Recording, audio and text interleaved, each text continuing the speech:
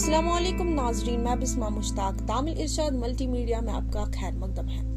नाजरीन, महकमे मौसमियात की पेश गोई के आइन मुताबिक वादी कश्मीर के मैदानी इलाकों में बारिशों का सिलसिला जारी है, जबकि अमरनाथ गुफा समेत दीगर बालाई इलाकों में हल्की बर्फबारी हुई। बारिशों और बर्फबारी के बाद जहां गर्मी की शिद्दत से लोगों को राहत नसीब हुई, वहीं दर्जे हरारत में कमी दर्ज की गई।